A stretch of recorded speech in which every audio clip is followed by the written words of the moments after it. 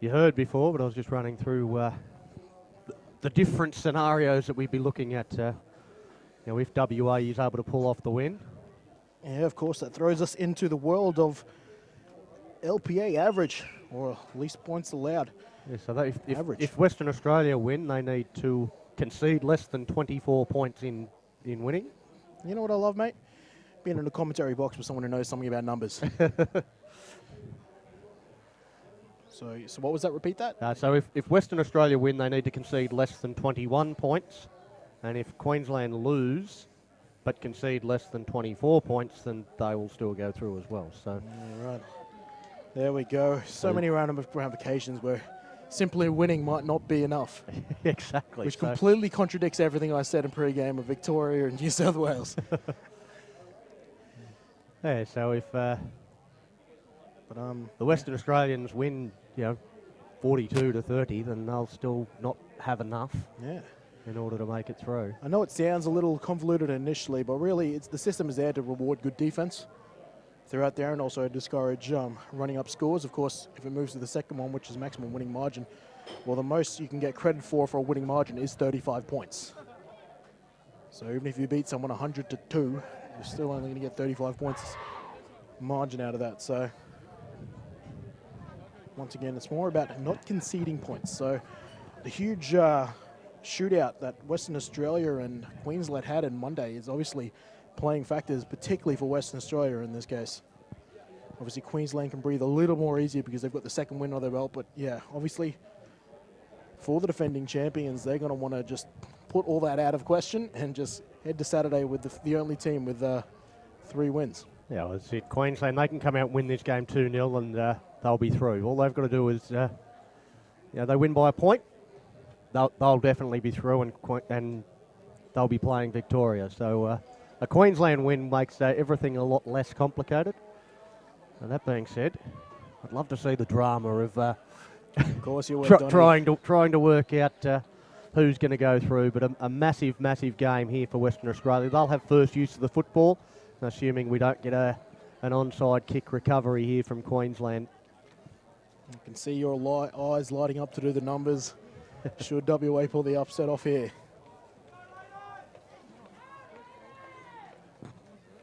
And we go back deep to return. It looks like solely back to return for Western Australia. So it goes down to Solly. Solly takes it on the feet, then picks it up, looking to find space but can't find any. She's rounded up by Thurston pretty quickly. And didn't get a lot of blockers in front there, Western Australia, and Thurston able to get through and make the tackle pretty quickly without too much damage being done by Western Australia's kick return. Yeah, Tiavi Thurston, obviously, we heard Rihanna mention her time in the LFL, which eventually brought her into the game. Well, Tiafi also found the game through the same route. A couple of those ex-Angels playing for the WA Reds at the moment.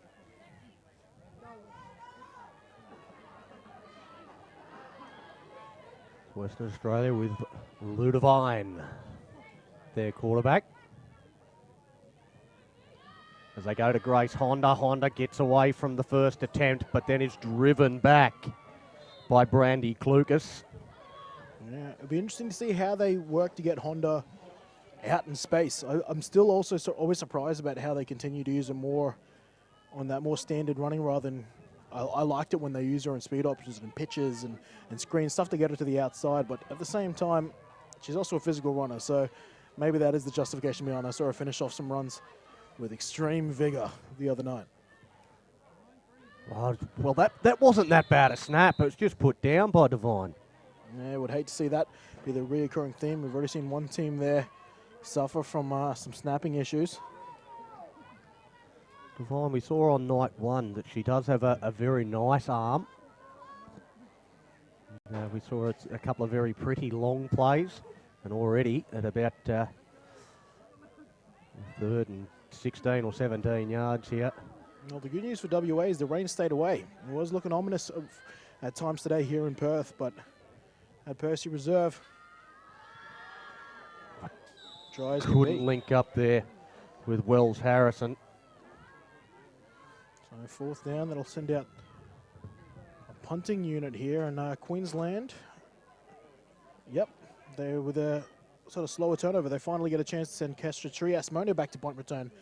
She hasn't really had the opportunity yet, and it's where she made a name for herself 2 years ago at the AGL, where she returned, I think, almost 2, maybe even 3 punt returns for her touchdowns. So the punt goes downfield, and she wants no part of it there, Trias-Mono. Yeah, it was an awkward punt, but awkward leads to no return there.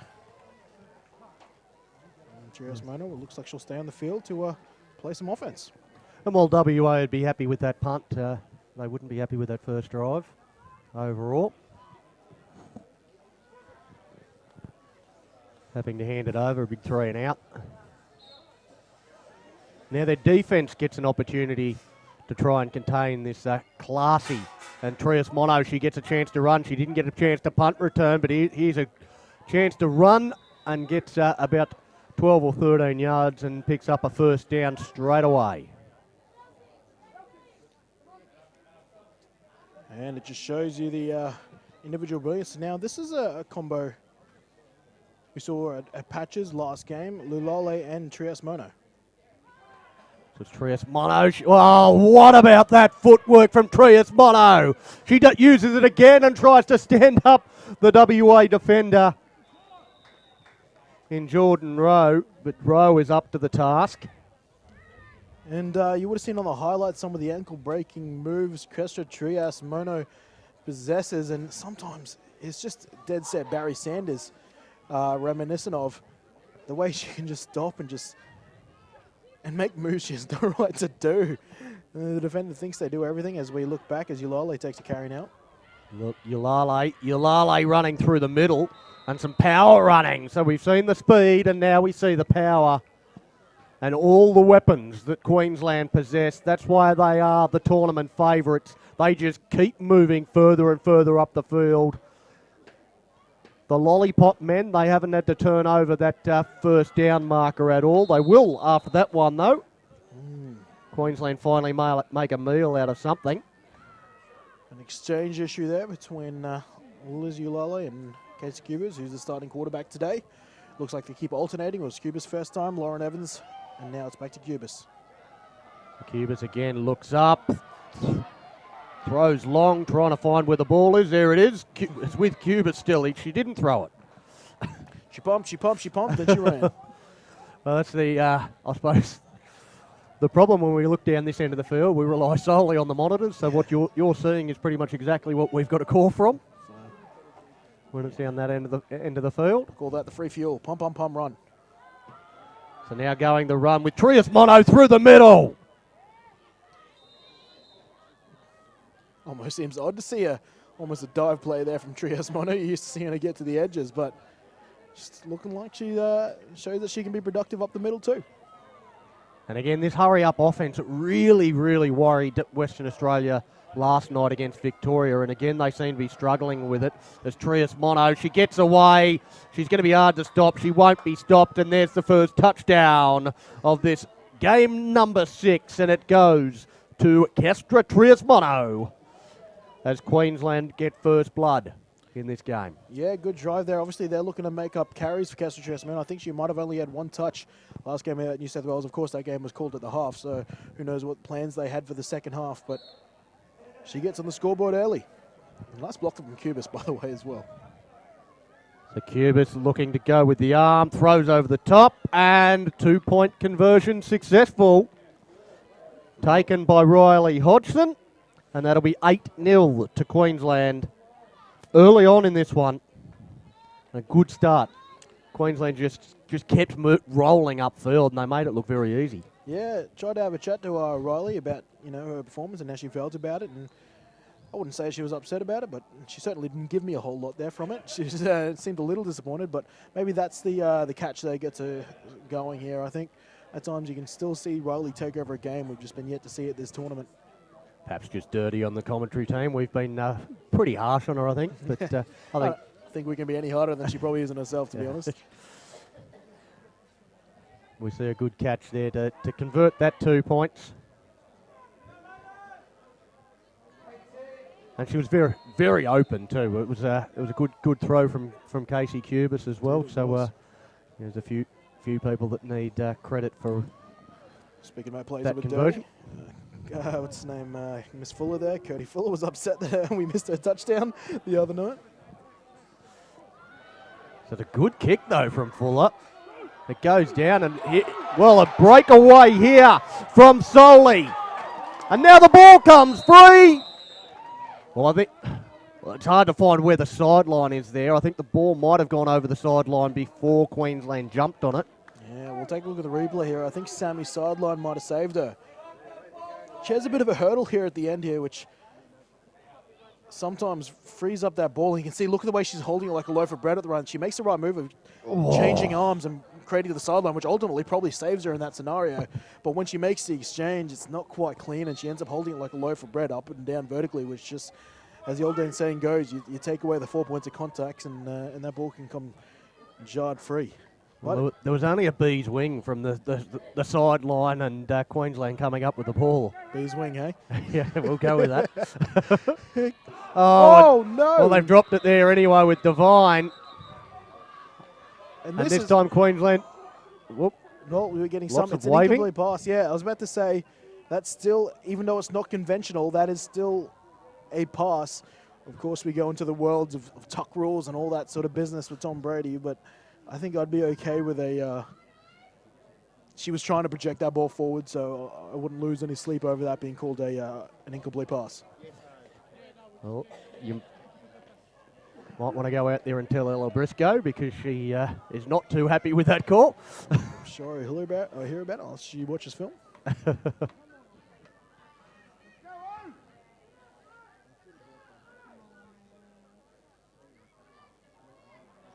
We got further questions being asked, this time Chrissy Torres. Torres.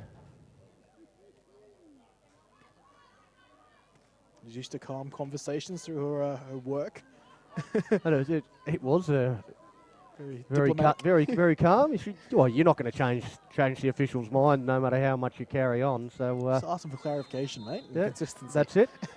And that's perfectly fine. So we go back. Devine, flat throw, picks up Solly. Solly gets away from two, and luckily there, Brittany Todd coming in lays a very good shot on Solly, and then helps her to her feet.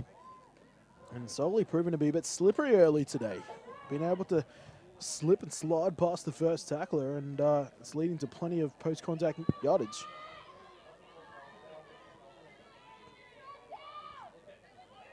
Devine with Callisto, who's come out into the running back position now on third down. And Devine! Woo, wow, that's good stuff there from the quarterback. Nice Because job. Briscoe made good contact, but Devine went straight over the top of her. She wins that battle, and look, Briscoe's probably been used to being the winner of those encounters. Lou Devine lowers the shoulder and lowers the boom. Almost gets the first down. 4th and short, they'll go for this, obviously, without a doubt.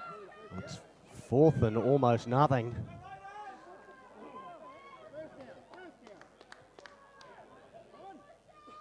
No, in fact. And they're looking to, they're going to make it a first down. No. No, yes, Yes, no, yes, yes, no. no, yes. Yes, first down. Then Well, we're the in first chains. down, so it makes the work from Lou Devine even better. The Soli's running backwards and forwards. And now there's flags. Someone offside. Illegal procedure. Well, I think it's going against Western Australia, that's for False sure. start on the offence, number 77.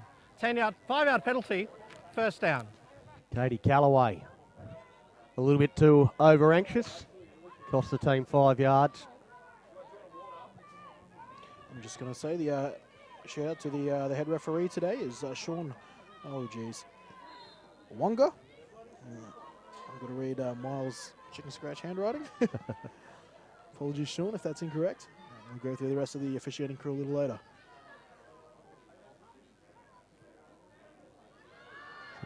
It goes to the outside with Callisto. Callisto beats one and then coming across is a Brandy Clucas to knock her into the Queensland bench. Good job there from all the defensive. Well, firstly, Clucas and Rochelle Ware, they take just good enough angles to keep spilling that play to the sideline there, and the cornerback help comes through as well, and they shut down that pass. And once again there, West Australia might be trying to bank on Queensland blitzing a few more here, and certainly Rochelle Ware's in a stance that suggests that they'll be sending 3, and that's what they do. In fact, they send 4. So Devine, she's got to run. Devine, she's in trouble.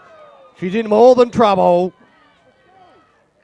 And that is Brittany Todd, the cornerback out of Logan City Jets, does a good job coming up once realizing that Lou Devine has committed to the run there. They sent 4 at her. They really chased her out of the pocket and took away any of the passing options.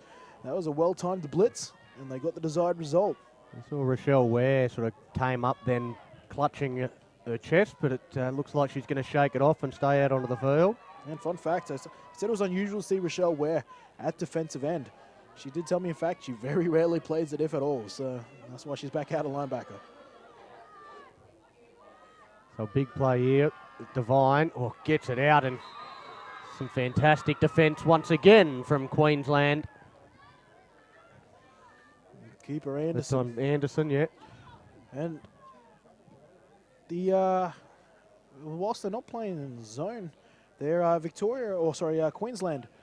They're playing a similar sort of defense in principle by playing all their corners off and just letting all the action happen in front, and then trusting their corners to be aggressive enough to come up and shut down plays. Let's see if a screen ends up biting them in the backside for that. But as long as their corners can pursue. No thought of sending out the punt team on 4th down on this occasion for Western Australia. This is a long And down. fourth and they've gone with the long pass, but that's going to overshoot everyone. That lands back about 10 yards from the first down where the pass landed. So, well, I think no team really has proven to be proficient at punting. That's why I think later as we go into this tournament, they're saying, heck, we'll just use it as another down, except that it's a turnover. Once again, you're paying for about 20, 25 yards for another down, so the economy of football. well, Cubis, it opens up in front of her, and then she uses the block in front and gets up to the first down marker. So once again, Queensland, everything they're doing is turning to gold. Yeah, this time, now I mentioned this last time where you take out the running back and force the quarterback to go, but you still want some sort of inside pursuit on the quarterback. Cubis makes them pay there, but they're doing the right thing by stopping that pitch getting to Trias Mono. Now Trias Mono finds some space up through the middle, but while they do come up with a stop, but they still pick up 6 or 7 yards on that play.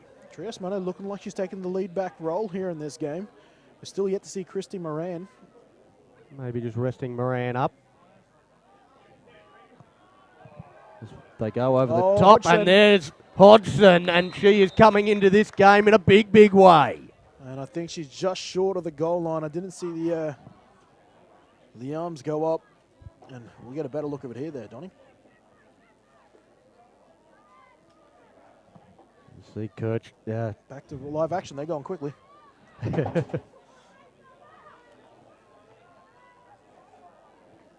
back to Cubis. She's got the option, but she's not going to use it. She's going to run it in. Touchdown, Cubis.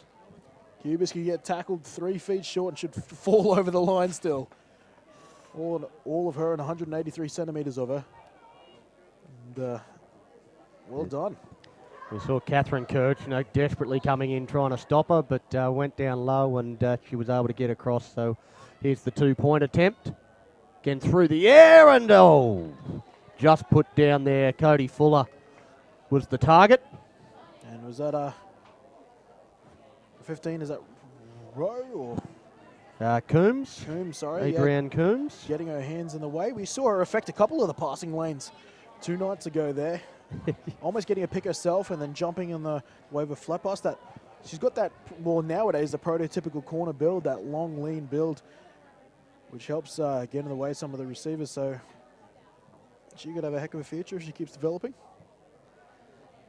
So just about one-way traffic here at the moment. It's 14-0 to Queensland, still in the first quarter.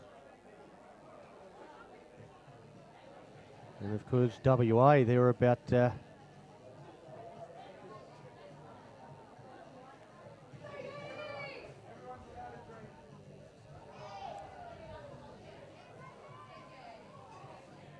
Just sounds like the New South Wales team might be having a good time tonight. If it was a dry camp, it doesn't sound like it will be tonight.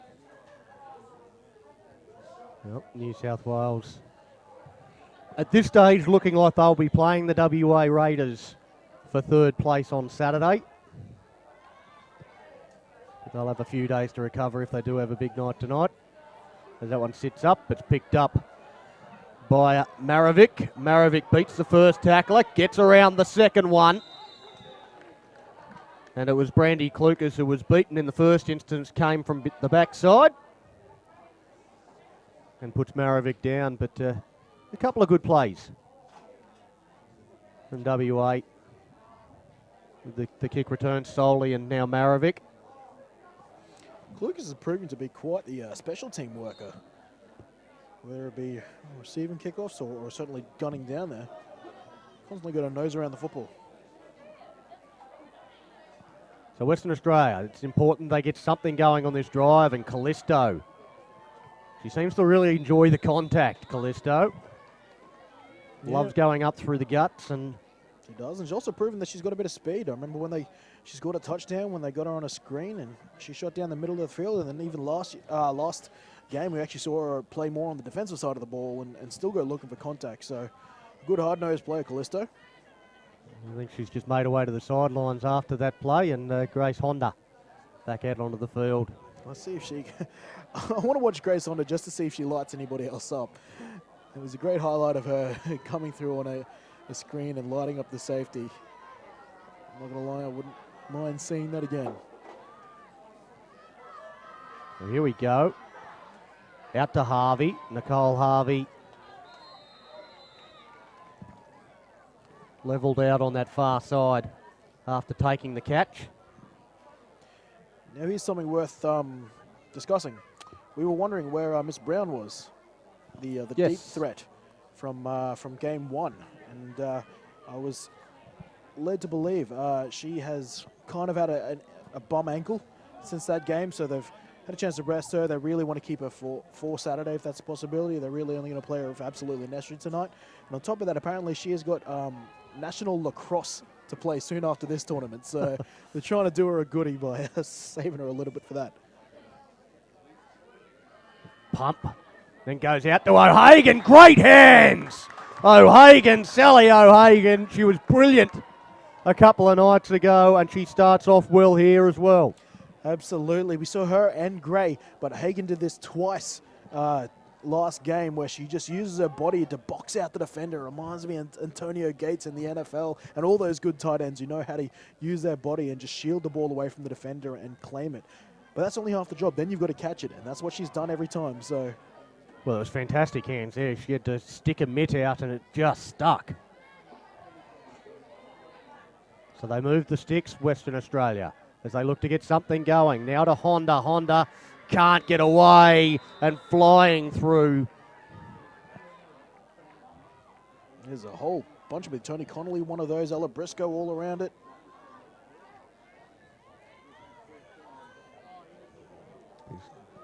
You see the last one coming in, yeah, it was Klukas. Brandy Klukas that put the big shot on. I just saw the 7 and went to call it Evans, but I thought, no, that's definitely not going to be right. I don't know if I've ever seen Evans on the defense side of the ball. And that's the end of the first. So that's quarter time, 14-0 to Queensland at the end of the first quarter.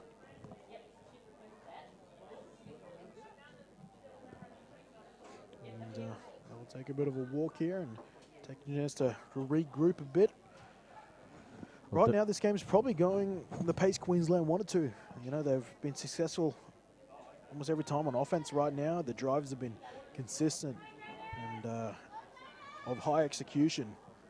And they're making Western Australia find the answer and play catch-up. Yeah, and every time Western Australia look like they've got a drive going, and like they have done so far in this drive, and then we see that stop there right on quarter time in the backfield, and they're almost back to where they started from. Indeed they are. They're just unable to really get any sort of territorial advantage here, the Western Australians, all being played down in their half. Long pitch out to Honda, but it doesn't allow her to get the space that they wanted her to, and it's Brandy Klukas again getting up to make the tackle on Honda. Right around the bootlaces. Well, Queensland are playing high pressure. They're sending their outsides. I don't know if that was a read by Klukas, because she got there very quickly. And if they're just going to play straight up isolation and try to get her on the outside, they might want to consider getting a crack block in there or something for Grace Honda, trying to give her a bit of space, have one of the receivers cracking into these blitzing linebackers just to give her a chance. I still think that's the way to get Honda the ball, though. Pitches. Down low around the knees that Devine gets it. She finds a bit of space, still looking for the pass, and finds a good option down to Harvey. And it's almost every time, and I've been looking through tape all today, it's almost every time Honda lands a good cut block, they make a good play. I love backs who can protect. And right now, if you haven't done your scouting and know that Honda's going to come and cut you on a pass play, you're not doing enough tape. Well, despite the fact that was a really nice long completion, they're still faced with a 4th and 4 situation, Western Australia. Certainly a lot better position than they were in. Well, I'm keeping my eyes on O'Hagan here, if not Gray if she's on the field.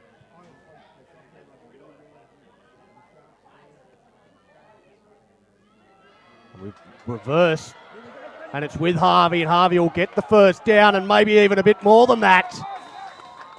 So Nicole Harvey's come up with 2 massive plays for the WA Raiders, and from a near impossible situation, they've got first down, and they've moved the ball a long way upfield. All of a sudden, they're deep into Queensland territory. Now look at them rotate through the personnel. That was Gray running that on Tuesday night, and they did that at least 3 times if memory serves correctly.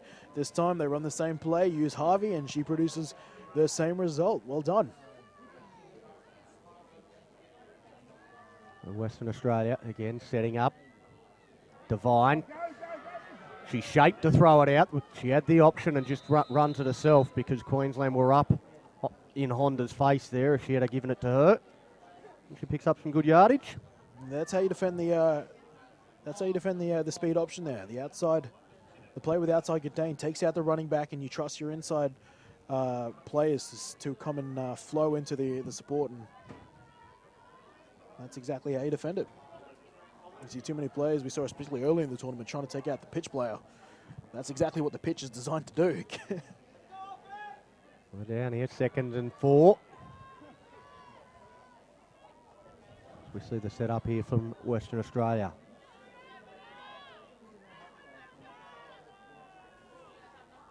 Devine had to reach for that one. Queensland were up, but Devine's looking at that first down marker, goes straight over the top of one, goes through another, and a great run from Lou Devine.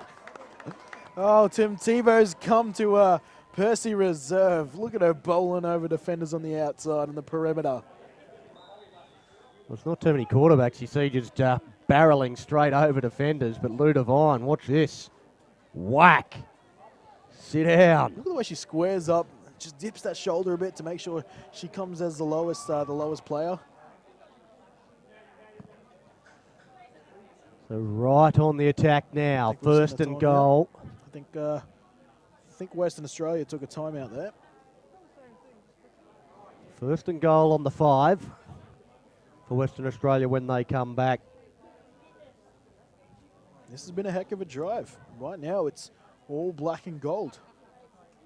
Or black and yellow, I should say, which has been the entrance song for the Western Australian Raiders. They have their own ring walk music when they walk into the stadium. They all walk in with that music blaring. It's pretty special. I think New South Wales have adopted All I Do Is Win as theirs. I think that's followed them around. You gotta love a little bit of theatre and. Oh, nothing wrong with a bit of stadium theatrics here at Sorrento FC.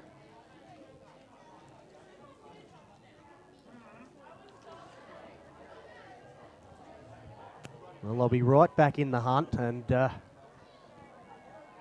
if they can get across here, Western Australia. So we turn to our monitors for assistance. Western Australia with a few moving about. Sally O'Hagan gets into position. Back to Devine. Devine, again the defence gets through and the tackle is made. Well, great stuff there getting through Ash Brewer. Stops Devine in the backfield. She just kept coming. She could hear the footsteps. You saw her have a look over her shoulder then too. He wasn't looking at who she was going to. She was worried about the pressure coming from behind in Brewer. Nom, nom, nom. Sacks have been few and far between, quite frankly. Like legitimate sacks, not just bad snap sacks. Really chasing down the quarterback. Queensland gets one there. They are still living and dying by this blitz. They are leaving themselves open to some of the outside screens on the RPO, which strangely Western Australia haven't gone to. So, you know, but until then, go to the well until it dries up or until it hurts you. Flags down. Someone's moved early.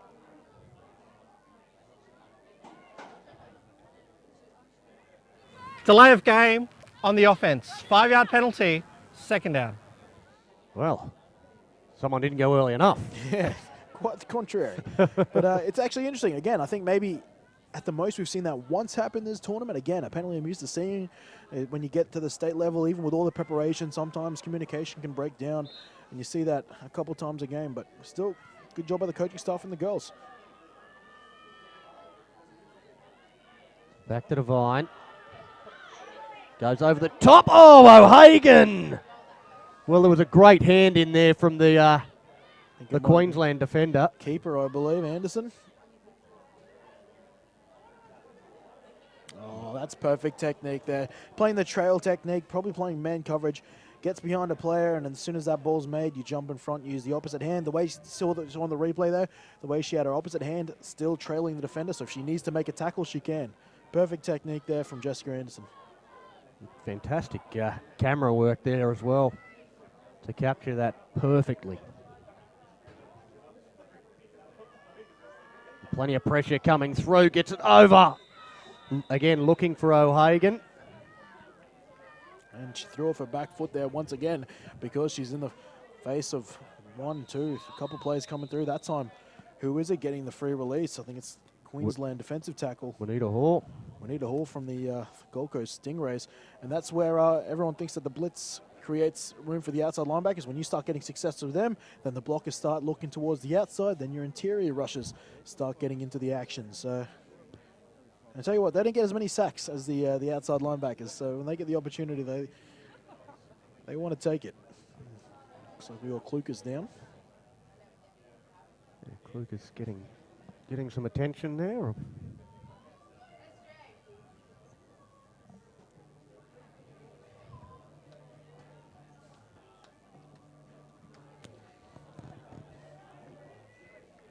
Klukas is back on her feet, so making her way to the sideline. Western Australia rushing on the field. The defense trying to hustle as well because Western Australia. Yeah, 4th and goal for Western Australia, needing a big play here. Can they come up with it? Can Devine create something long? Looks over the top. Is a chance, and it's taken. And Chelsea Gray is into the game. And what a way to get your first touch of the night. Absolutely. Chelsea Gray quickly becoming one of my favorite offensive weapons in this tournament. I was speaking to her coach Kev Wilson about her, and he said, I was praising her ability just like O'Hagan to box out defenders, but he goes, hey, listen, she's quicker than you think. And once again, they sent her vertical. The last game, they sent her vertical for the first time in the tournament. She scored another long-range touchdown. I think, honestly, that might be the key for Western Australia offensively. If they're not going to go to the screens, they've actually got a bit of a size matchup against some of these defensive backs. Use O'Hagan, use Gray. And that's what they did that time, and they made him pay. I'm a poet, and I didn't even realize. There we go, the 2-point conversion. Klukas, again, having to run, gets away, then goes the pass. And Janelle Callisto across for the 2-point conversion. And it's 14-8. Queensland over WA, but they're on the board now, the Raiders. How about that to keep the play alive all the way to the sideline? You use a little sidearm shovel to get it in there to Callisto. And we've got a ball game again, 14-8. It's just a little 2-yard pitch, but forward. Yeah, still counts. So good job from Devine to bounce back from the tough couple of early drives. And really, that drive was fantastic. That started deep in their own territory. They rode their way in, and they made sure they didn't leave food on the table. And they got there. Yeah, one thing that WA do have with their wide receivers is good hands. And we've seen that from Chelsea Gray. We've seen that from Sally O'Hagan. They're usually in contested positions. They're not just hitting them on the chest. They're having to really compete and take difficult catches. They haven't been really wide open in any of these scenarios. Maybe you could argue Gray was there, but still. I think that might be the key matchup set up from Taryn Honda, who I met this morning at breakfast. Oh. And that one sits up, and it's picked up by Queensland. It's Riley Hodgson with the kick return. Hodgson bumped off a couple and then comes back infield. Whoa. We saw a flag there from a quarterback dressed as an official. My money's on Jamie Owers. Can't help himself. And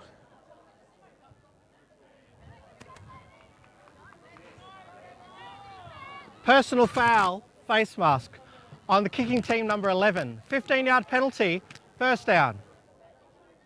thank you, Sean Wonga. Desiree Giles, that's penalised. And Rochelle Ware there on that kick return. Good awareness there. She knew her knee was down and saw that Riley Hodgson was in a better position to pick it up. Leaves it, and Hodgson ended up picking up another 20-25. And after this penalty, 45 yards. And Riley Giles penalised for the face mask. She's officially the tallest player in the tournament. Giles, really? She's 1 centimetre taller than... 184, hey? Yeah, 184. How about that? And he... Oh.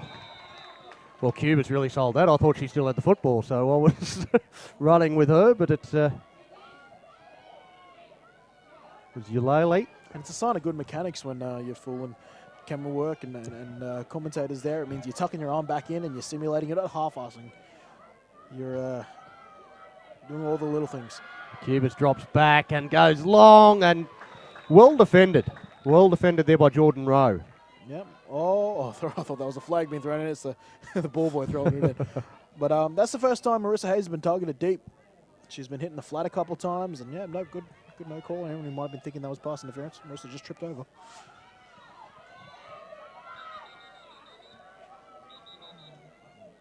Oh, they're trying to get the kicking tee out of the way, I think.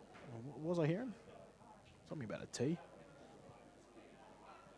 Whistle's going. Now we're back underway. We're not sure what happened then. Now there's a flag. Cubas is grabbed and put down, but there is a flag out on the field. It's either going to be offside or too many in the backfield.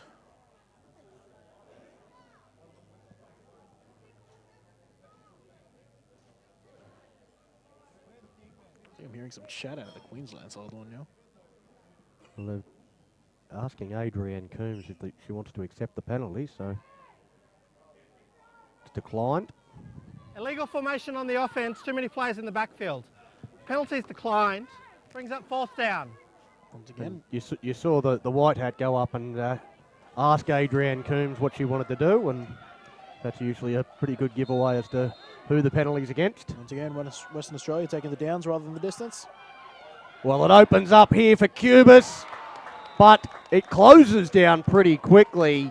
Amy Dagnier, one of the tacklers here on the near side, and Cubas slow to her feet. Oh. And a hobble. A giraffe of a quarterback there, now walking more like Bambi. Let's see if she's okay there. Evans might have to take over now. But I was interested. They obviously defended it well. They forced the quarterback to keep it. I actually thought they didn't completely take Trias Mono out of the play. I thought Cubas might have considered pitching at the next level. And that probably would have been enough to get them the first down, but she plays it safe there. And look, not many offenses run the speed option to get 10 yards and fourth down, but when they've been running it as effectively Queensland has, it's an option. All of a sudden, Western Australia's really woken up in this second quarter. Again with the reverse. And Solly into space. Has she got the pace? She's dragged down from behind, and a great tackle from Ashley Brewer. But Solly has been great for Western Australia, and again finds space. Well, WA have come to life. I was talking about how slippery she's been initially. That time she didn't have to slip anyone. She got to go just turn the burners on and get upfield, and shows that she's got a better toe if she's given the space. So another dynamic tool to add to this offense. We see the lollipop lady on the sideline just having to sprint up to get into place before that play. Well, that pass went forward. Everyone was freaking out for a second because they thought it might have backward pass. But hey, if Ludovine hits that pass, Grace Honda just got plenty of space. I was going to say, if that did go backwards, that it sat up straight into Grace Honda's arms and everyone else stopped. You know, you say that, but they're literally, I've seen a high school football play where the quarterback drills it into the ground backwards and it bounces up, and they've obviously practiced it into the receiver's hands. Everyone pretends like it's a dead play, but when the receiver takes off, it's completely set. Now, I don't know who'd be audacious enough to call that, but geez, if you practice enough, it's a heck of a play for YouTube.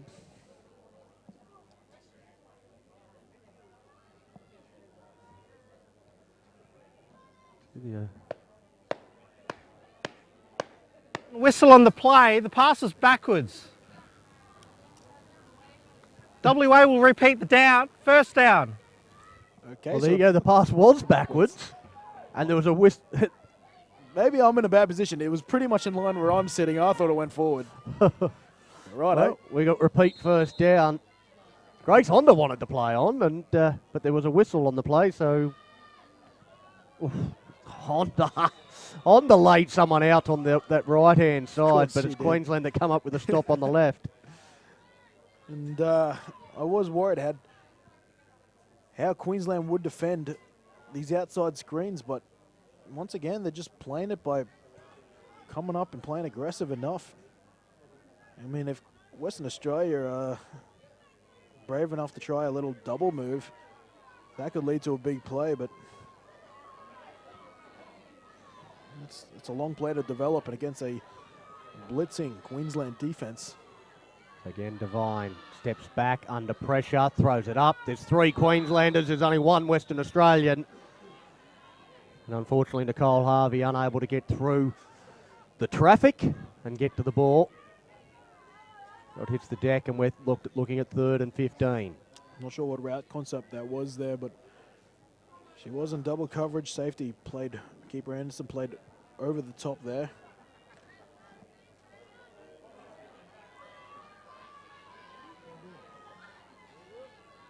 So 3rd down, they've got to come up with something on these next 2 plays. Torres is hard to the trip side. They've got one-on-one on the backside receiver if they want to go there. And now looking to pitch to the outside, eventually gets it into Honda's hands. Honda, Honda runs over 1. First down, Western Australia, but how's that from Grace Honda? Oh, Lord, Grace Honda is, she's like the dynamite in that little body. Holy dooly, look at her finish this run. I don't know if anyone finishes a run as strong as Grace Honda does. Tiavi Thurston gets a Western Australian special. And as I said, Honda on the outside there. Get her moving forward. Get her in space. Perfectly played by Devine too. She holds that a fraction of a second longer, and that happens.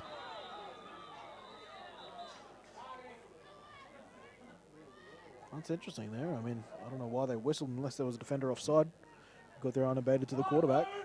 The ball seemed to be sitting there, and the whistle had already gone. Yeah, unless they're claiming that was possession, just having a hand on it like that, which is questionable to me. But Queensland don't seem to be too upset about it, so play on. 2nd down.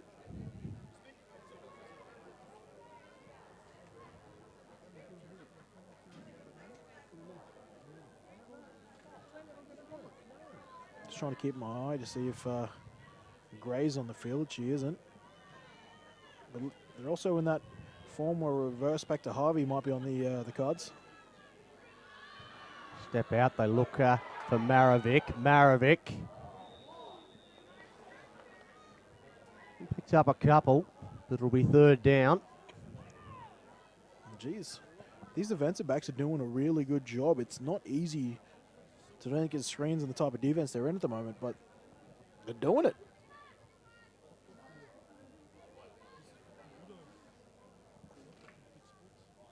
We watch the replay there of how they do it, how they are doing it. There's Devine with Callisto joining her in the backfield. Devine again under pressure, throws it up and diving full length forward. There was Kirsty Soley, but she just couldn't reach it. So we've got a fourth down now. She's trying to do everything she can to make plays on offense right now. Fall short on that one there, but I can't fault the effort. And once again, Devine has to throw off her back foot. Gray's on for Harvey. So on fourth down, look for Chelsea Gray. Yeah, they seem like they're saving it for key downs, aren't they? I'd love to see a corner out from her. Devine steps back. Oh, it bounces there off Letitia Wells-Harrison's helmet. And that'll hand it over back into the hands of Queensland as we enter the final 90 seconds of the second quarter. Well, that could be a massive stop in the context of this game. Just look at the way this folds out there. With the way that is playing, they're playing man coverage underneath, single high safety over there. The trip set out there with Gray furthest receiver on the inside. I'd love to see what they call a China or a smash concept with Gray take a corner, the other two receivers stay underneath to hold the man coverage and watch Gray work against the safety. So as expected, Evans has come out and she goes the run play first up. Runs into Laura Malloy, but the officials are blowing up a storm. What have they got? Timeout to Queensland is what they've got. That's what we've got. And while we've got the timeout, I will go through the rest of the officiating crew because I didn't do that in the first game. So obviously Sean Munger, the referee, the Martin Muck at umpire, Jamie Owers, and deep judge I think it is. Line, Whitney Basalik. And we've got Chris Atkins and Michael Carrippus to make out the officiating crew for today. This game, I should say. So Queensland, they're back out there after the timeout with a first down. Evans drops back. They're looking long. Well, flag on the play. You see Jordan Rowe with the deep safety there, and well, you can tell which crowd we're in. Looking to affect that stop, but I think it might be against her. Yep. So the ball in the air is the ball was in the air. No, they've cut them off there, but you've got a short insight of what those conversations sound like there, where they're conferring with each judge. For those who might, again, are new to the game, each official is in charge of watching a different part of the field, you know. So they need to confer with each other. And in this case, it looks like they're saying the pass was uncatchable. There is no flag on the play. The pass is uncatchable. So if a player is interfered with, but the pass was in no way a possibility for the receiver to catch, they'll wave off the flag, or they won't call the pass interference despite what it may look like on field. Yeah, so pass interference was what they were looking for there. And Evans, again, it opens up for her. And again, she's able to run 12, 13 yards before she gets to the nearest defender. And that's twice in this drive that she's come up with exactly the same option. Good, fast feet. Well, by now, if you haven't realised, you're a bit slow. If the primary run play for Queensland is the speed option. We see Moran is out there for Queensland. We haven't seen her as yet, and we won't need to if Evans just keeps running 15 yards every time she gets the ball. And I know this sounds crazy, but I still like what Western Australia is doing. if I'm going to get beaten by Queensland, I'm going to make their quarterbacks do it running. You know, we've seen Moran, we've seen Trias Mono, we've even seen Yulale cut them all up on the speed option and run plays. Take them out of the game and make them use something else. And I know it sounds counterproductive right now, but Moran will do it in one play. At least you're making him do. Oh, Here we go. Here is that one play. Moran is gone. Moran, she's still going. Oh, my God. She looked like she was stopped about 4 times there, Moran, but she finds a way through and gets the touchdown, and a big, big play with 45 seconds left in the half. That one will break the hearts of Western Australians. The stiff arm on Rowan there. And look, I was going to call you silly for calling it gone when she was clearly looking over the sideline, but hey, it makes me look like a genius. I just said make the quarterbacks do it in several plays, or Moran will do it in one, and well, that's exactly what she does. First touch. You see, here's the 2-point attempt. It goes to Moran. This time Moran gets stopped, but good tackle by Dagnier. Dagnier got beaten badly in that touchdown play, but she makes up for it a little bit there. Yeah, especially, well, taking down that, copping a stiff arm from Moran and taking her down, that is no easy feat. So I want to give credit where credit's due. Well, at 20-8 in favour of Queensland over Western Australia. Donnie, Western Australia is now only 1 point away from having worse defence than Victoria, so yeah, it gets tense. yes, it does. It's yeah, Donnie, if you ever want to know what it's like to cop a Christy Moran stiff arm, try taking her place in the buffet line. yeah, no. She wouldn't even mean to, mate. It's reactionary. The Queensland will kick off and get us back underway.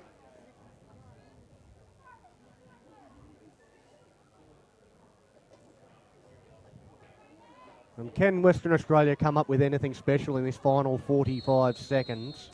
Oh, look. Cody Fuller's actually been putting some returnable kicks downfield. If they've been practicing any sort of trickery, any sort of reverses, it wouldn't be too bad of a time to try and whip it out now with ticks closing in on the half.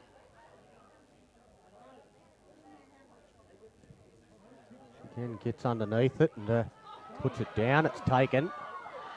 Brought back by Solly. Solly looks to get around Thurston. Does. Spins out of the next one.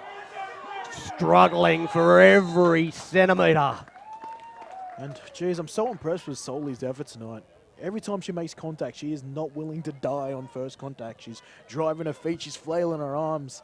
She's doing everything she can to maximize her efforts on the field and maximize her profits on the field. She's having a good knock tonight. Yeah, she's certainly having a red-hot crack. We've got 34 seconds left on the clock, though.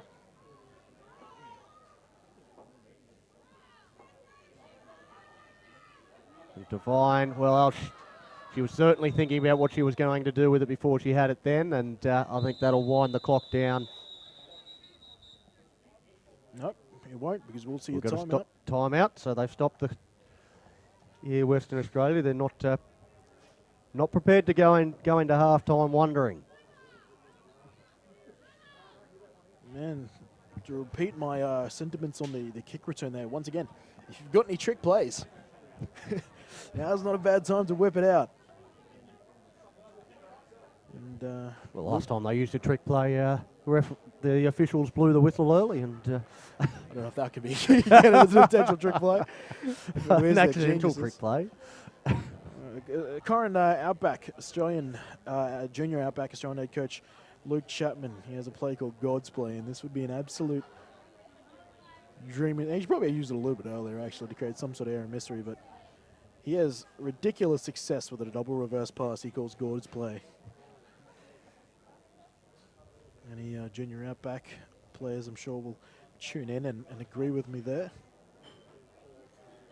I've been a coach, been burnt by that play before. Western Australia, they a long time setting this up and getting ready. Give us a trick play, Kev. Come on, give us a trick play, Tarrant. Devine drops back. Down on her knees there, Nicole Harvey, as she took it. And again, we'll have, we'll stop the clock. I'm almost certain that's their final timeout. How much time we got left there, Donny? They've got 16 seconds remaining. Well, that's a chance to possibly get out of bounds, or even if they complete a short pass, if everyone can hustle fast enough, they can spike it possibly and get one more play and probably a Hail Mary to the end zone. Of course, the interesting thing going into the second half is it's not just offense that they have to worry about. They can't concede another point.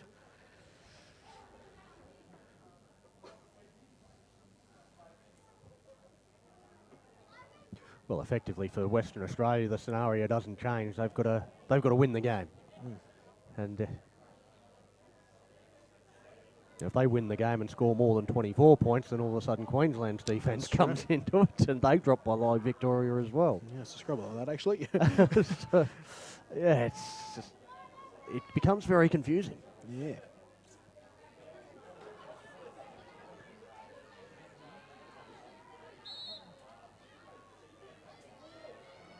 Still sticking with cover one man defensively. Looking long, they go long, and whoa, that was Anderson. And late flags.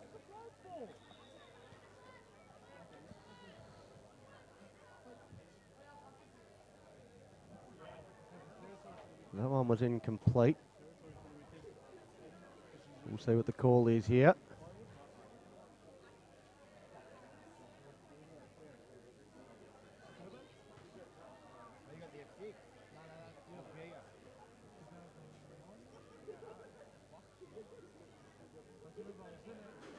That's not the white hat. Yeah. I don't know.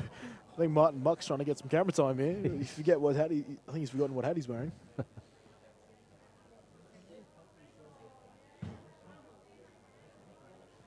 See what the call is. Pass interference on the offense. 15-yard penalty. Third down. Yeah, I actually think that's a fair call. I was going to mention it, but I thought the flag came from a weird spot that wasn't going to be called on that, so I didn't mention it. But yeah, you got to remember when that ball's in the air, both players are entitled to compete for the ball. So whilst it's mainly defensive pass interference we see, the defender interfering with the receiver, he can go the other way. If an offensive receiver denies a fair chance to the defender to catch the football, that penalty goes against them. Well, that changes the complexion here a little bit, and on third down. They still need to come up with this Hail Mary if they're going to complete anything. They go out to O'Hagan. Flag, flag, flag. This might be on Queensland here, but my only educated guess on that is because I saw someone coming up giving the it wasn't me sign as they were standing up. That usually means it was them. Yeah. I know that because I was guilty of that too many times to count.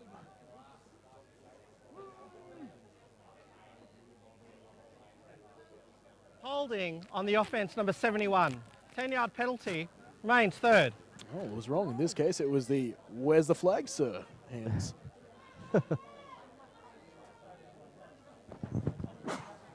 Bless you, sir. That goes against Freeman. Working against Freeman was again Juanita Hall earning that penalty. So now 4 seconds remaining.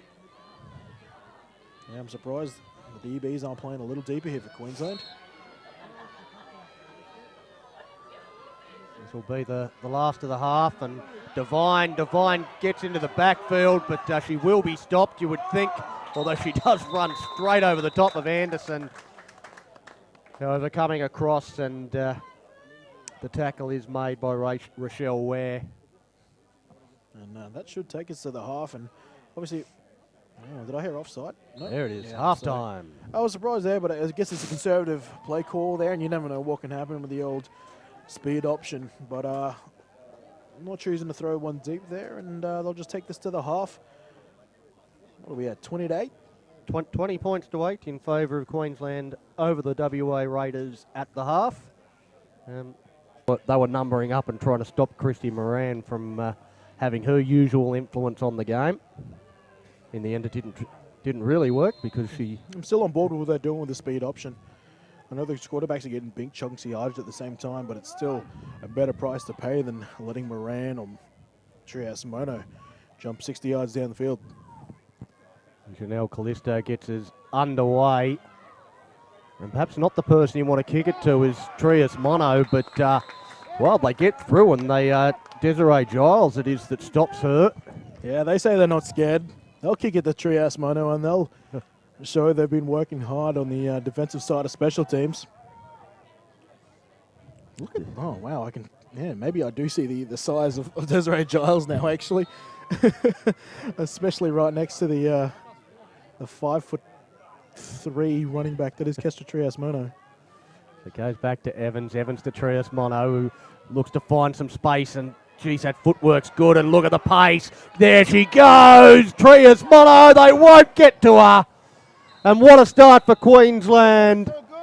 Well, she might not have got the kick return she was after, but the very next play, Kestra Trias-Mono shows why she is one of the most feared running backs in the country. Wow, and look, I was talking about how they started with handoffs to Trias-Mono, and then they went to the speed option. They almost started their second half like they started their first. Simple handoffs and letting Trias-Mono run through the defense.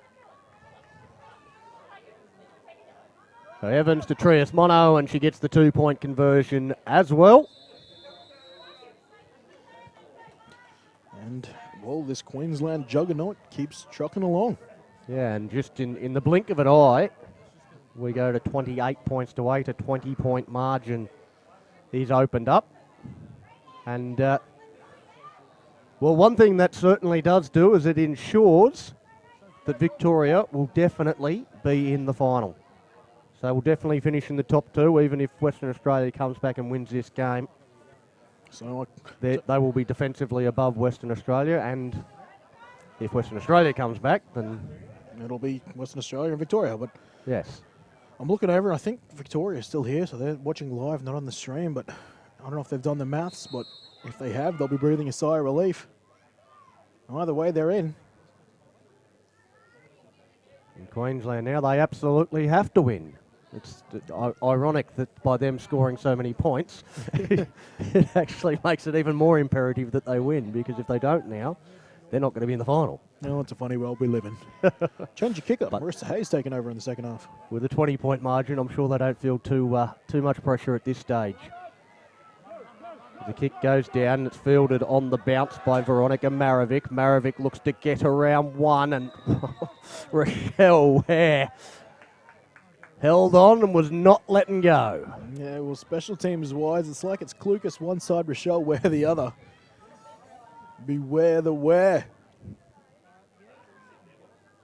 Marovic picks it up and looked to get around Ware, and she just held on to the front of the jersey and got a good grip and drags her down to the turf.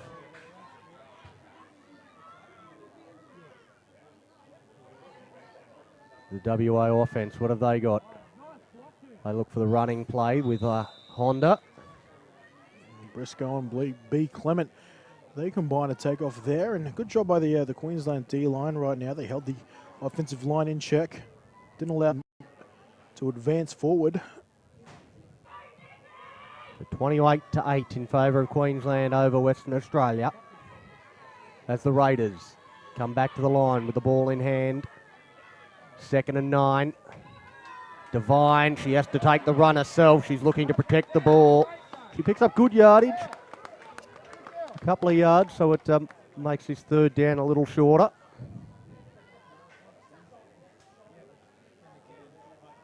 And it's a manageable 3rd down now. Yeah, 3rd and 4, another run like that, and they'll move the sticks. Just trying to see on this down whether they've brought in any of their big guns. They've kept the standard offense in there, but Honda isn't there. Let's see if they go to that speed option over to the right side. They do indeed, and it's Honda. She's found a bit of space. Nicole Harvey gives her a good ride. And she gets past that first down marker. Well, they didn't go the speed option, but they did just pitch it out there. And once again, they allows Honda to just get her wheels going and use her speed to the outside. And it's enough to convert. Good play call.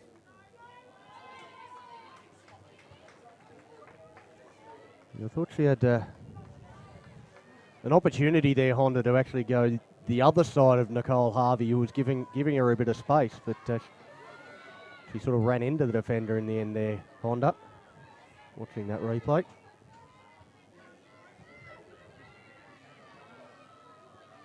Go back, and the pass to the outside for... Well, there's no whistles. So they're saying that pass went backwards, perhaps. And Western Australia coming up with the recovery. So they're going to have a bit of a chat here, the officials, to determine whether that's an incomplete pass. And Queensland's, well, they're hooting and hollering on their side.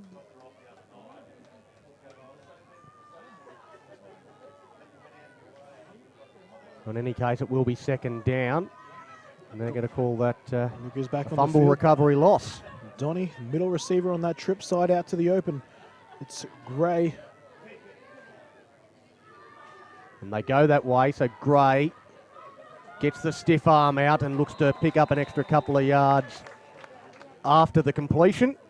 They're very selectively using Gray. And Queensland by now, if you see her in the park, you should have a fair idea they want to go to her.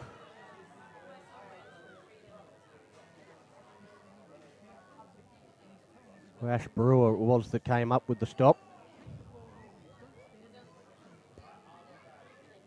And here comes another big third down, although this is probably 2 down territory in the context of the game.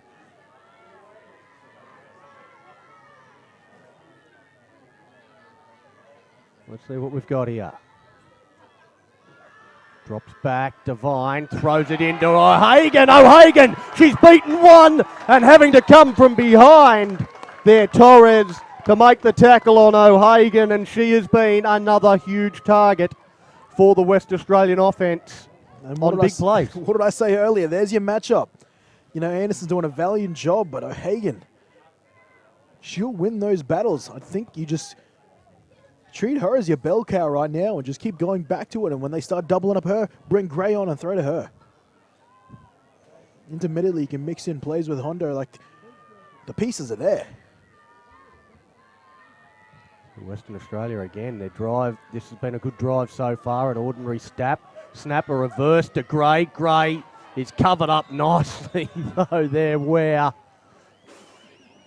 And yeah, the snap there threw them out of rhythm. And not saying that that play mightn't have been bottled up regardless, but it certainly didn't help there. And that's been pretty profitable, that little cheeky end around, or the tight end around for Gray. Well, last time they used Harvey as well. That time Rochelle Ware stays home backside and yeah, that was for a loss. That was the key there for the Queensland defence. Rochelle Ware just holding a position, not jamming in too much and overreading it. As Devine goes long again, O'Hagan over the top of Anderson, and great hands, another contested mark. Another one. Give her the goal. Keep going. Keep going. I know you're tired, O'Hagan, but you're the playmaker right now. That is a matchup dream for him. Anderson, it's just a plain old size mismatch and ability mismatch with being able to high punt the ball. And Queensland's going to take a timeout here. They've realised they're in trouble. They're going to make some personnel changes there. They might put a bigger body on O'Hagan. And full credit to Lou Devine too. She just keeps putting it on the spot. Well, there's some of the funnest balls you can throw when you know you've got a jump ball target. It's almost a... Get it up high and... It's a safe little throw there. Generally, it won't end up... It's going to be a heck of a play if they pick it off. That's the joy of having targets like O'Hagan, like Gray. They call them your safety blankets in the NFL and the NCAA.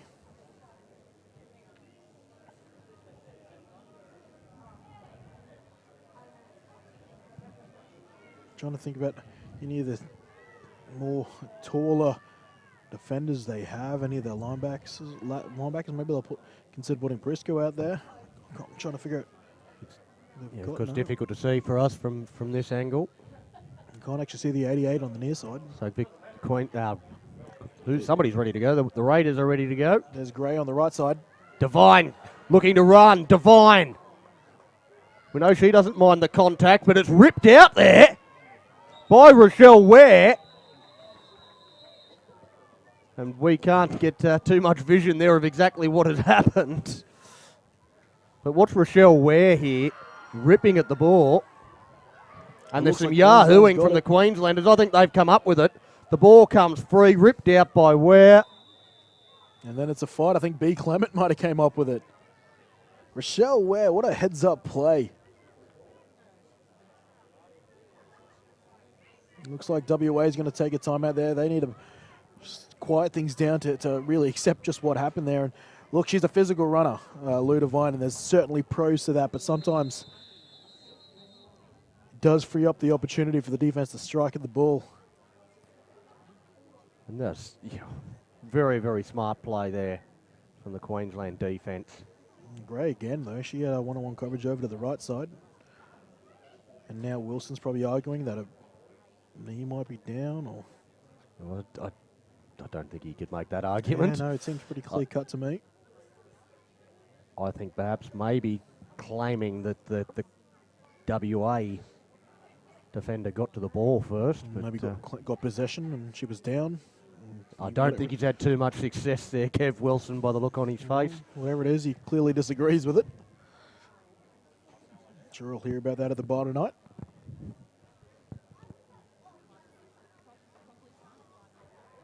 I mean, of course, I don't know, from our vision, we couldn't really figure out how close they were to the sideline as well. Yeah, well, exactly. And it's even with the replays, it's difficult to pick up where exactly the sideline Let's is. see if we can get a quick look on it. Come back to it, but could have been a situation we might have been arguing that the player might have been. Oh, here we go. We got another It's look been at good it to here. us. Let's see if we can pick up where the sideline is. If that's a factor that comes into play here at all. No, it's a long way from the sideline.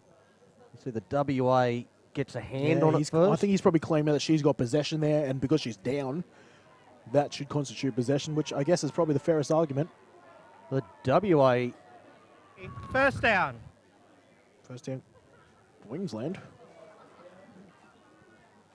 Well, I thought WA was cheering for a second, but Yeah, I thought they might have been too. I thought their offense was running back out onto the field, but no.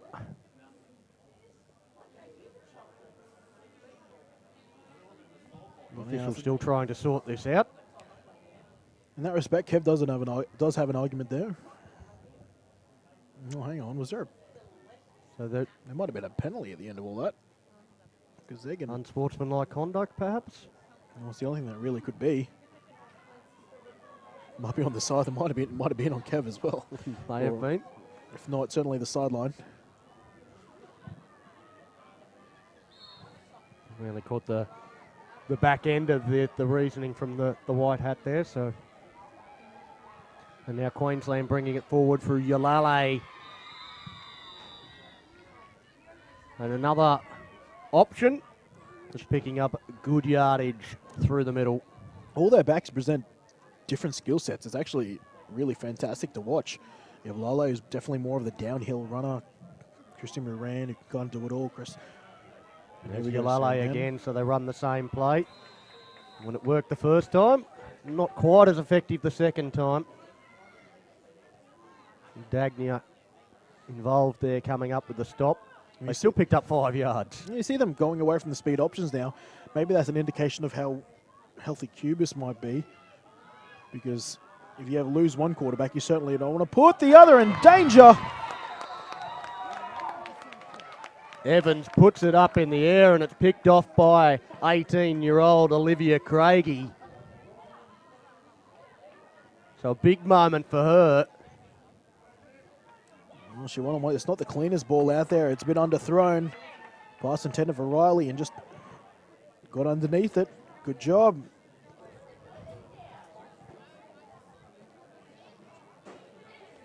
Well done, yeah. It's just an underthrown ball there from Evans. But I was just saying they've stepped away from the speed options, which obviously speed options puts your quarterback at risk there. And if you've only got one left, you probably want to look after her. For Western Australia again, Devine going the run, this time trying to make sure she protects the football. She does, she picks up about 8.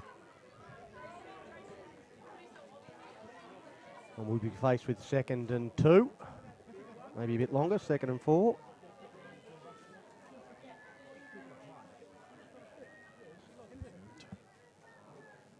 Well, we'll see where they go with. There was an unlucky fumble at the back end there that ruined a good drive for them. Gray's now lining up. Right side slot, open side slot in fact. Plenty of room to operate in. She looks the likely target, and she is indeed the target, but she's shut down very quickly by Ash Brewer. Yeah, they played man coverage really well. Allowing catches, but immediately there to make the tackle. Also taking some good angles, Queensland linebackers. Still a 3rd and 4. Once again, playing that trail technique underneath. Nothing wrong at all with the way she played that.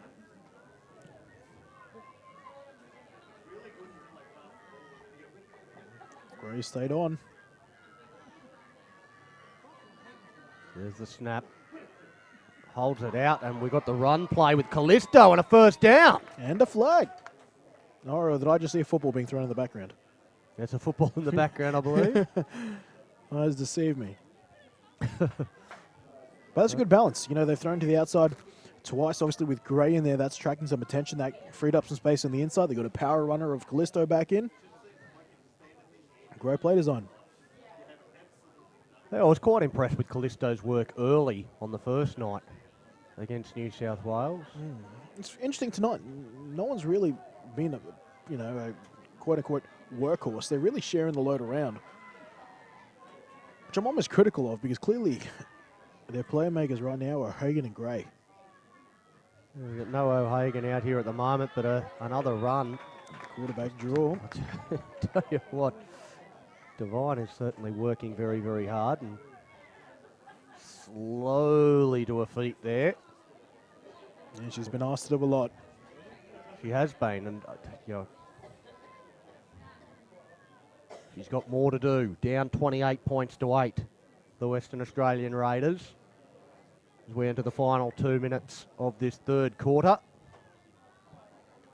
and needing to find some way to get points on the board and quick. Devine again in the backfield, 2nd and 4. Devine, she had a couple of options, eventually went to Callisto. I think there was a miscommunication there, or someone didn't run the right play there. She stuck the ball out. I think she was expecting almost call crossfire action with Honda going front side, and then they'll work out something from there, but ultimately not too much harm done. Here comes O'Hagan out onto the park. So look for her in these next couple of plays. The 3rd and short situation. O'Hagan's out here by herself on this left-hand side. Here's the change. Riley Hodgson is now playing cornerback.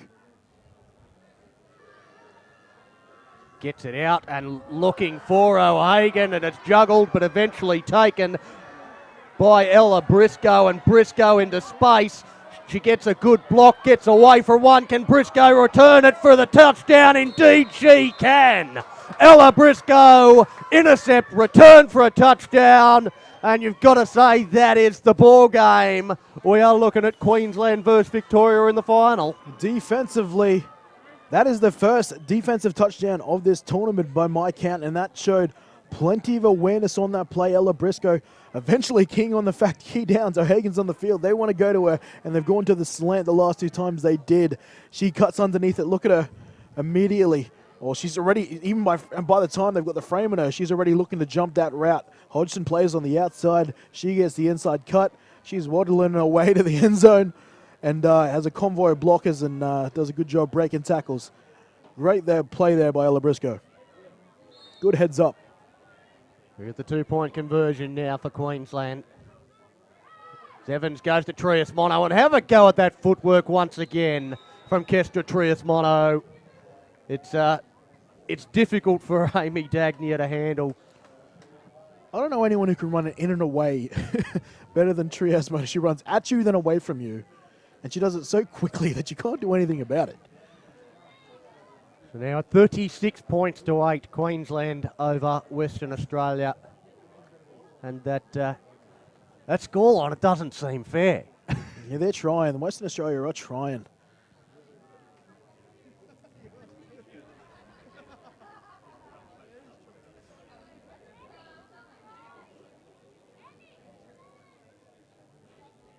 There can't be too long left in this third quarter now. I think it's at 35 seconds.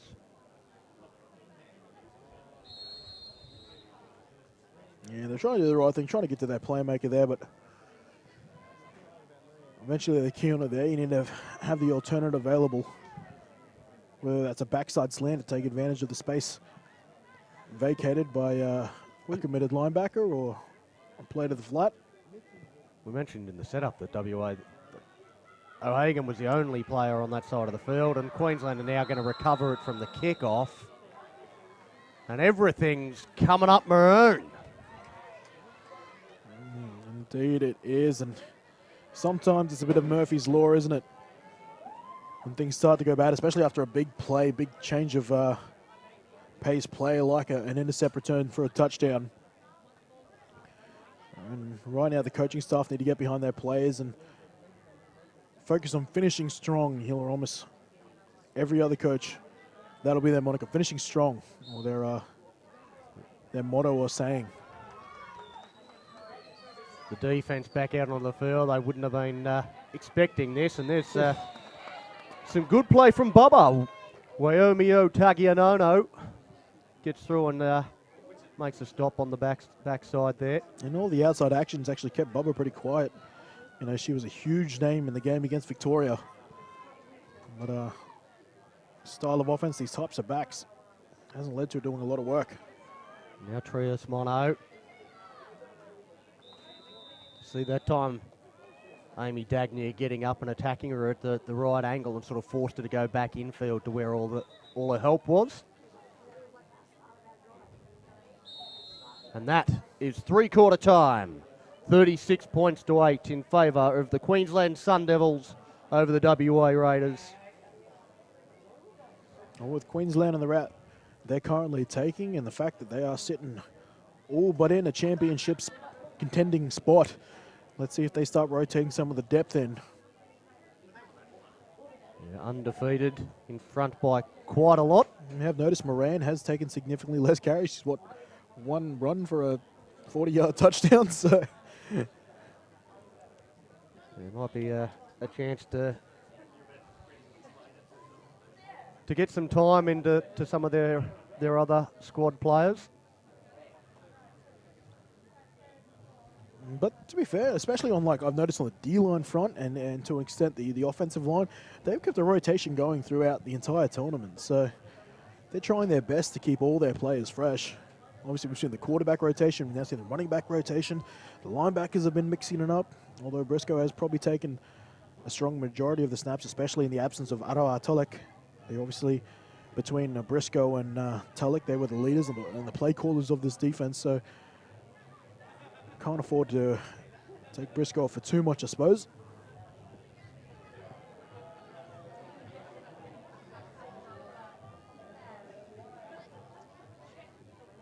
We've just got a slight hold up here for some reason. The Queensland coach just having a quick chat to one of the officials over on that side. We're back underway as Evans through the middle goes Moran. Moran shrugs away from Dagnier. Oh, and there's the fist pump from Moran, her second touchdown. 2 touchdowns, 2 touches. Pretty well, pretty close to true. There's actually a play we haven't seen. From my recalling from Queensland, the draw play, the halfback draw. And that gives her the space up the middle because the linebackers start moving into their pass assignments. And Moran, while running at you while you've started moving into a back pedal. Good luck trying to tackle that. And Just now like the that. 2-point conversion attempt is successful. So they extend this lead even further. 44 points to 8. Did you make it over? Take your word for it. I can't see anything. Yeah, there was definitely the all I saw was the official signalling that, I'm all for it. that it was Trust you, mate. successful. I back you.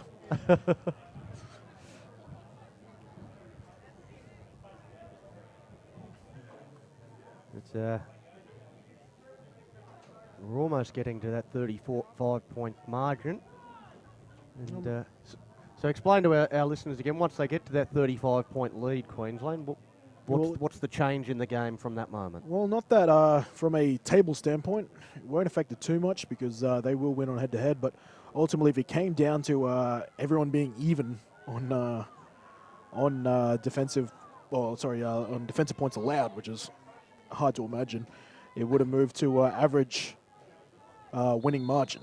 However, winning margins are capped at 35 points, so the most you can get awarded for a winning margin is 35 points. So probably right now it doesn't affect them all that much. No. As I say, Queensland just needs to win now with the points accumulated they have on the Western Australia Raiders. So I imagine they're just going to run their offense. If anything, it might be a more conservative offense. One that probably keeps some of their key players a bit safer. Let's see if they can get out of here without any cramp. Both teams, that is. Another good kickoff there from Hayes. It goes back and it's going to eventually be picked up here by Solly, who in the second half has not had the same impact she did in the first. Yeah. You can try, and sometimes you get a chance to make plays, and sometimes by the halftime break, people will adjust to you or are a little more aware of you, and that's possibly the case here. But Queensland, and right there, you see that kick. Queensland have probably got two of the bigger kickers in camp between Fuller and Hayes there, and it just makes your defense about 20 yards better if you can nail it. The average return was coming up to 35, 40. We saw some coming up to the 50. Having him back there and forcing the offense to look at a whole lot more green to start their drive, it's a real mental win. So Devine, again, is going to be forced to run. She was running that speed option once again, but couldn't link up, so they had a running back covered. We do seem to have a few whistles blowing. And only now am I picking up your hint about the 35-point margin. What that also does actually moves us into a running clock. So once you hit that 35-point margin, the clock no longer stops for balls going out, balls being incomplete, runners going out of bounds. The only thing that can stop it is timeouts. So prepare. Oh, we've got a Queensland player down injured.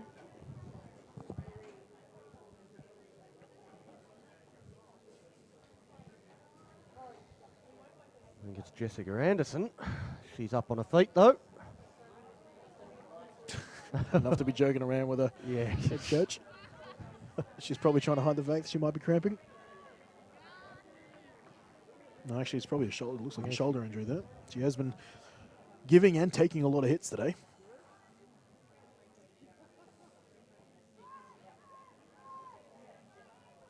Western Australia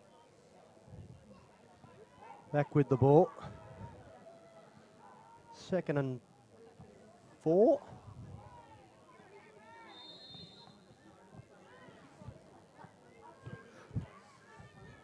Long 4, mate.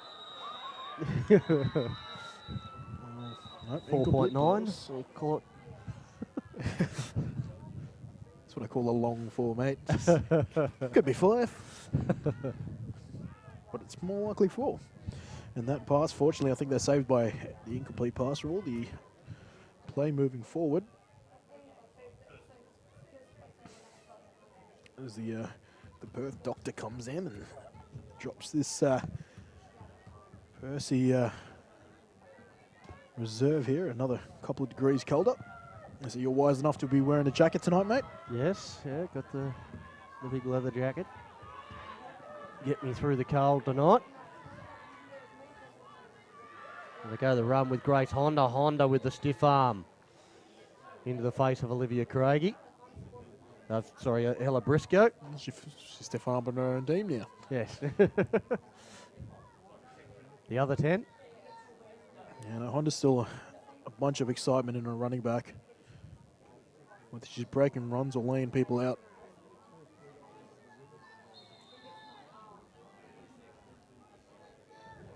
No, I think there might be too many Third people and on the field. fourth down. I was checking there was enough people on the field. Oh, not too many, I should say. A fourth down play, and Is that taking a carry? well, there's a different number. It's Bubba Wyoming Yeah, Otomi I'm all about as the that. running back. I'm all about that. Bubba! In she comes. One text taking carries. Kev, you're my hero, mate, or Tarrant Honda, whoever's making the call. Much love to you. And she gets across for the first down, which is exactly what she was brought in to do in that Absolutely. situation. 4th and 3, just power your way across and move the sticks. I think they've kept her in as well, yes. Hashtag give it to Bubba. Play action to Bubba. Oh, Devine had to work hard to get away and then throws it downfield, and She's human. Chelsea Gray's dropped one. She's Well, human. there's a flag on the field. Someone's dropped a bit of kryptonite on the field.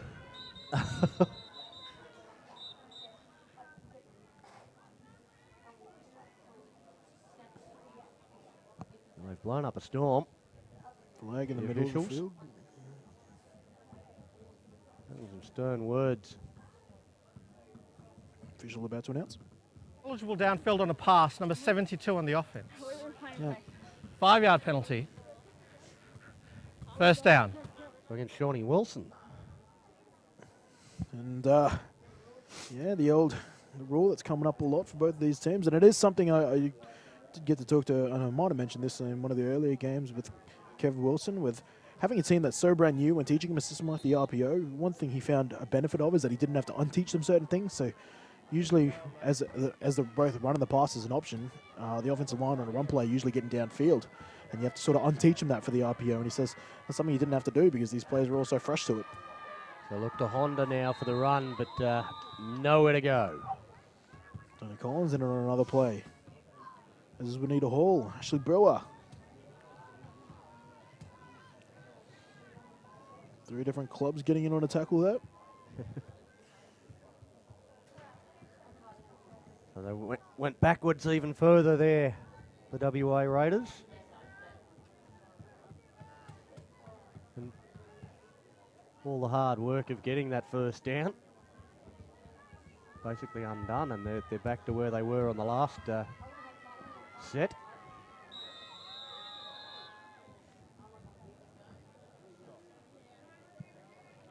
Timeout here to WA. Timeout once again. 44 points to 8 in favour of Queensland over the WA Raiders. They've got this one well in hand, and that sets up our finals more or less. So we've got Queensland will take on Victoria, and I tell you what, if it's anything like the game we saw, game 1. It was the first game of this tournament. If it's anything like that, I can't wait. Yeah, and of course, Victoria would have had a couple games of experience really behind their belt. I think it's fair to say they won't be the same team that Queensland played in week 1, or shall I say day 1. Although, offense looked a bit clunky tonight, and obviously they're going to take tomorrow to sort of rectify that. Just to remind the listeners about that game 1, there was 80 points scored in that game, 48-32. Both teams playing hurry-up offense. It was frenetic. It was You caught us by fast-paced. surprise. Yeah, it was hard to keep up with as we see Western Australia in a good run. It was a good welcome to the Gridiron Free video, Tony, I'll tell you that. Threw you in the deep end.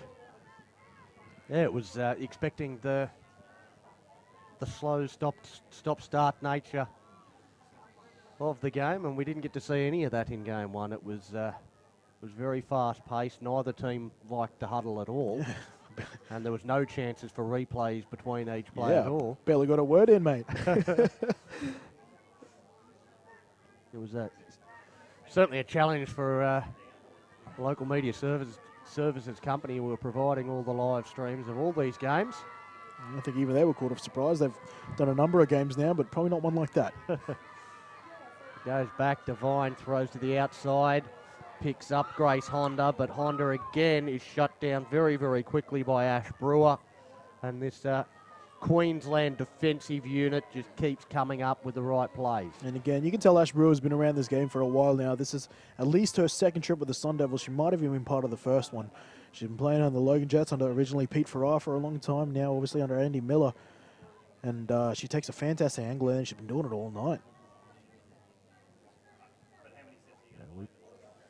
We did see at different stages during this contest where Western Australia certainly, when they got it back to 14-8 in that second quarter, they really looked like they were a good chance of coming right back into this game. But Queensland, little by little, have taken it away from them, and they look to go long. And Thurston, I believe it is, that comes up with the bit of body work there to just stop Wells Harrison from being able to get to the ball. Indeed it is. Of course, even when the complete pass, the clock still runs, as I mentioned earlier. So some of these girls will have an earlier night tonight.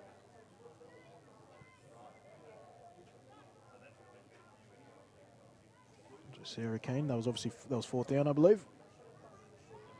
To the Queensland office, but look who's back. Miss Cubis. Cubis back into QB for Queensland. Gets that off to Yulale. Who's there still making Hit his that by Desiree. Giles. Desiree Giles. Queensland quite happy to get straight back into it. Cubis goes across, gets the pass out to Taylor Roberts. And that's a name we haven't called all that often tonight. Yeah, well, with the running game going like it has, you know, they've been resigned to blocking a lot more, and that's something you need to accept as a receiver on a team with such talented running backs. So move to first and goal now, the Queenslanders. The Queensland Sun Devils leading 44 points to 8 and looking to extend that lead even further. Cubis goes across, throws the pass to an Marissa Hayes. unmarked Marissa Hayes. And she deserves a touchdown there. A lot of the times in these big runs to Moran, to Trias, Mono, to Lilale, and even the quarterbacks there, you'll always notice in the corner Marissa Hayes giving her a convoy in, making the final block there. She does so much work that gets uncredited for. It's good to see her get in for a touchdown. Cubis to Yulale. Yulale changes direction and finds a hole, and another 2-point conversion successful for the Queensland Sun Devils. And it is now 52 points to 8 in favour of Queensland over WA. First 50 burger of the tournament.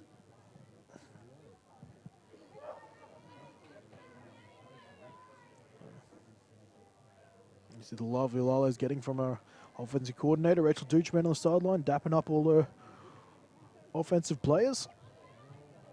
And so obviously this is our last time here in Percy Doyle Reserve for the home of Sorrento FC. Where are we on Saturday, mate?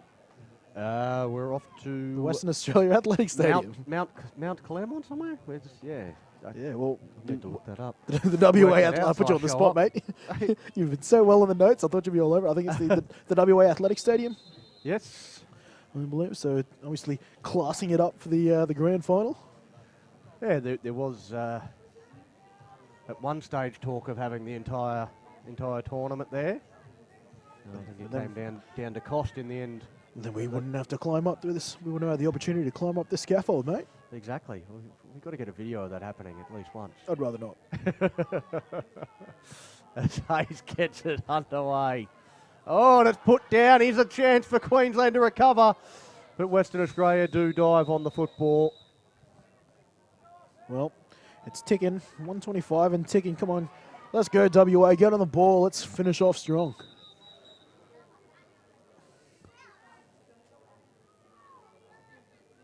Jamie Howard's still waving his hands in the air. One of the officials, Jamie's hoping to take off. They're trying to stop the clock there. Because, okay, I lied. Stop the clocks and obviously change of possession. clock stops.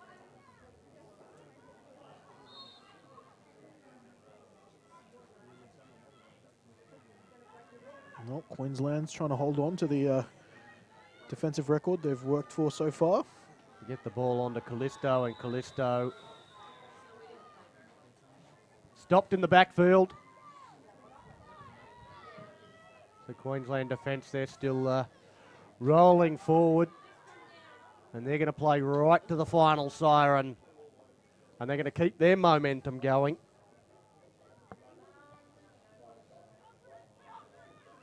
They've notched up over 30 points in all of their games so far.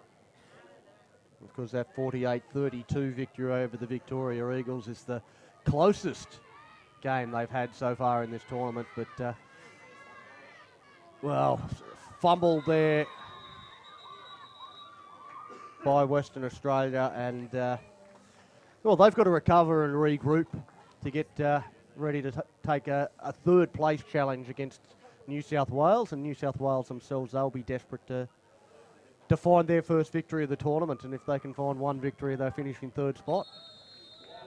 And there's the full-time siren as the ball is held up by the white hat official, and it's officially Queensland winning 52 points to 8 over the WA Raiders to secure their spot in Saturday's final. And they will take on the Victoria Eagles. That will be a great clash. Kenny, we'll let you go and see if you can grab one of the Queenslanders for a bit of an interview out on the field. But yeah, fantastic performance from the Queensland Sun Devils. Christy Moran had an understated role today, but still managed to come up with 2 touchdowns. The first of them was absolutely phenomenal, where she looked like she was going to be stopped just short of the end zone, but managed to keep shrugging players off and got across for the touchdown. And I think she probably only touched the ball 2 or 3 times, and 2 touchdowns to her name. Kestra Trias-Mono was at her breathtaking best with a couple of in and aways and ankle breakers, and showed all of her skills and speed to get 2 touchdowns as well. Casey Cubis ran one in for a touchdown from the quarterback position. Marissa Hayes with the catch reception, and Ella Briscoe, the first defensive touchdown of the tournament, when she took the intercept and ran about 80 yards to grab a very, very good touchdown. That made up the 52 points for the Queensland Sun Devils. For the West Australian Raiders, it was Chelsea Gray, who's been sensational for them. She's certainly one player amongst quite a few from the WA side that can hold her head high. She grabbed the touchdown. There was the 2-point conversion successful, and that was the only points for Western Australia tonight. In the game earlier tonight, we saw the Victoria Eagles, probably in their, well, certainly their worst offensive performance that we've seen from them so far in this tournament. Run out 14-0 winners over the New South Wales Coyotes, and take nothing away from the Coyotes' defence. I think they really stepped up and played quite well in that game. But Victoria will go through to the final, courtesy of that 14-0 win over the Coyotes. That gave them their second win of the tournament. The Raiders, their only win came against the New South Wales Coyotes on night 1. Queensland, 3 from 3, so they finish on 6 competition points. 4 points for the Eagles. So first, second on Saturday will be the main game. Starting at around about 3 o'clock, but we've sort of allowed 2 hours for each of the games. We've been finding it's more like 2.5 hours. So expect that one to start at around about 3:30 on Saturday. And the first game at 1 p.m. will be the WA Raiders taking on the New South Wales Coyotes. There's Kenny Andreas. Looks like he's got one of the Queensland players. I think it's Ella Briscoe. He's going to have a bit of a chat with her. Kenny, down to you. All right. Thank you. I'm on the field now, post celebrations with one of the defensive captains and also one of the big playmakers tonight, Ella Briscoe. Look, you had to play a huge role tonight. You guys ended up coming away with a big win. One of the moments that really probably iced it for you guys was your big pick, your big pick six that you managed to whittle across the line for. But hey, listen, look, they would go O'Hagan all day, and eventually you read that, made the play. Talk us through that play. Yeah, I'd been watching that QB all night. She liked that route. She'd hit it a couple of times. I got close to one, and I bit on that one. I was committed to the drop, and yeah, it came off. So my hands aren't working properly, but that'll do just fine. So, and then my defensive team to get in front like that, to see a wall and just a clear path to the end zone. That's a good feeling. Look, you guys haven't dropped a game literally in years, possibly ever, actually. Was there any thoughts of you guys dropping this game moving into day 3? Yeah, look, there's a lot of sore bodies. This style of tournament's always the unknown. We've had some things to overcome, and obviously Western Australia, big unknown for us. We watched film, we studied, we did what we had to do, and I think that's what paid today. The work we put in off the field is what showed tonight. Just quickly, update on Aroha Tulloch. She's here and around, spirits are a bit high, now she's back? Yeah, it's great to have her back on the field. One tough cookie. Surgery last night, pins and plates, and she's rocking it. She's here with us where she should be. All right, we'll let you get back to your team, Sally. I appreciate your time, Ella. Thank you. Back to you, Donnie, finish us off. Thank you, Kenny, Andreas. It's been another fantastic night here at Percy Doyle Reserve, home of the Sorrento Football Club. But tonight, it's the home of the Queensland Sun Devils as they come away victorious, 52 points to 8. Earlier on tonight, 14-0 victory to Victoria over the New South Wales Coyotes. Those are the two teams that have secured their place in Saturday's final. It'll be Queensland versus Victoria. On behalf of myself, Donnie Bell, and Kenny Andreas, we wish you all a good night.